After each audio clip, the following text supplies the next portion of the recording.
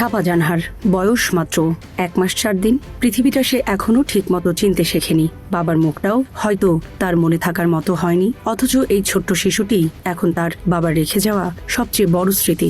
গত রোববার সকাল 10টার দিকে সৌদি আরব থেকে মুঠোফোনে ভিডিও কলে মেয়েকে শেষবার দেখেছিলেন শামীম হোসেন। 1 মাসের শিশুটির মুখ দেখে হয়তো বাবার মন ভরে গিয়েছিল। মেয়ের সঙ্গে কথা বলে আবার কাজে ফিরে গিয়েছিলেন তিনি। কিন্তু কয়েক ঘন্টা পরই সৌদি আরবের রিয়াদ থেকে আসে ভয়াবহ খবর। কর্মস্থলে আগুনে পুড়ে মারা গেছেন Shamim. Premium commercial space is now for rent. Featuring ample parking and excellent accessibility, this 4,200 square foot space is ready. Elevate your business and call us today. 1 মাস আগে যে বাবা মেয়ের জন্মের আনন্দে দূরদেশে বসে নাম রেখেছিলেন ছাপা জানহা, সেই বাবা এবার দেশে ফিরবেন কফিনে করে। মেয়েকে আর কোলে নেওয়া হবে না তার। ঈদের সময় মেয়ের হাতে সোনার চুড়ি পরিয়ে কোলে নেওয়ার যে স্বপ্ন দেখেছিলেন সেটিও অপূর্ণই থেকে গেল। কাঁদতে কাঁদতে শামীমের স্ত্রী মিতু খাতুন শেষ স্বপ্নের কথা বলছিলেন। স্বামীর সঙ্গে ভিডিও কলে কথা বলা, প্রতিদিন অন্তত 2 বার মেয়েকে দেখানো, এসব এখন তার কাছে স্মৃতি। সামনে একা হাতে সন্তানকে বড় করার কঠিন বাস্তবতা।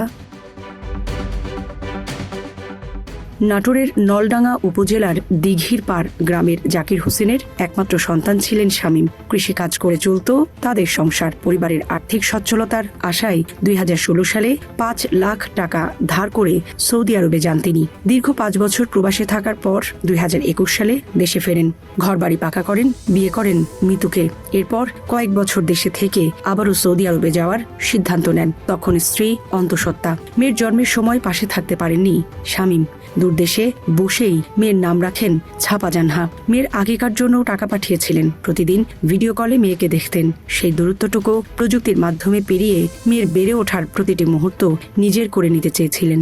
কিন্তু সেই সম্পর্কও হঠাৎ থেমে গেল আগুনের ঘটনায়। গত রোববার রিয়াদের একটি সোফা তৈরির কারখানায় অগ্নিকাণ্ডে শামীম সহ 16 জন নিহত হন। তাদের মধ্যে নাটোরের নলডাঙ্গার আরও 2 বাসিন্দা ছিলেন, সাব্বির আহমেদ ও রবিউল আওয়াল। দিঘির পাড় থেকে নৌপথে প্রায় 4 কিলোমিটার পশ্চিমে শ্রীপুর গ্রাম। সেখানেই সাব্বির আহমেদের বাড়ি। শামীমের বাড়ির মতো সেখানেও এখন কান্না আর অপেক্ষা।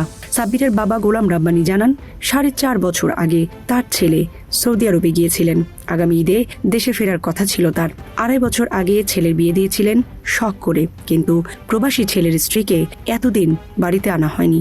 স্বামীর সঙ্গে সংসার করার স্বপ্ন নিয়ে যে তরুণী এতদিন অপেক্ষা করেছেন, তিনি প্রথমবার শ্বশুর বাড়িতে এলেন স্বামীর মৃত্যুর খবর পাওয়ার পর। বাড়ির উঠানে স্বজনদের ভিড়। প্রবেশ মুখে বসে কাঁদছিলেন সাব্বিরের বৃদ্ধ দাদি। চারপাশে শোকের মধ্যে সবচেয়ে বেশি আক্ষেপ তার বাবার। যে বউকে স্বামীকে ঘিরে ঘরে তোলার কথা ছিল, সেই বউ এলেন স্বামীকে হারানোর পর। শ্রীপুর থেকে আরো কয়েক কিলোমিটার দূরের মহিষডাঙ্গা গ্রামে থাকতেন রবিউল আওয়াল। বয়স মাত্র 25। প্রায় 2 বছর আগে সৌদি আরবে গিয়েছিলেন তিনি।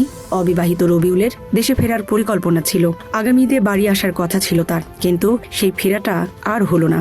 রবিউল যে কারখানায় কাজ করতেন সেখানে তার ভাইও কর্মরত ছিলেন। অগ্নিকাণ্ডে ভাই বেঁচে গেলেও রবিউল ফিরতে পারলেন না। আকামা না থাকায় সরকারি নিহতের তালিকায়ও তার নাম ওঠেনি।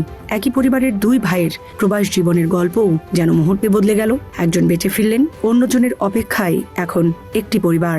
জীবন অবাক না করলে কে করবে? 28% মিল্ক ফ্যাটের অবাক করার সাথে ফ্রেশ মিল্ক পাউডার। জীবন অবাক করুক প্রতিদিন। নলডাঙ্গার 3টি গ্রাম, 3টি পরিবার, 3টি আলাদা স্বপ্ন, কিন্তু 3 বাড়িতেই এখন একই শোক। কেউ মেয়ের জন্য সোনার চুড়ি নিয়ে দেশে ফেরার অপেক্ষায় ছিলেন, কেউ স্বামীর ঘরে প্রথমবার বউকে তুলে আনার স্বপ্ন দেখেছিলেন, কেউ আবার ঈদের ছুটিতে বাড়ি ফেরার পরিকল্পনা করেছিলেন। প্রবাসী জীবন তাদের কাছে ছিল পরিবারের ভবিষ্যৎ বদলে দেওয়ার পথ। সেই আশাতেই কেউ ঋণ করে বিদেশে গেছেন, কেউ বছরের পর বছর স্ত্রী সন্তান থেকে দূরে থেকেছেন।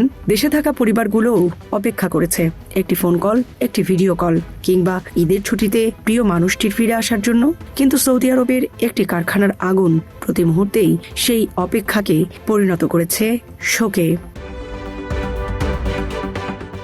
সামরিনা প্রীতি, ঢাকা এক্সপ্রেস।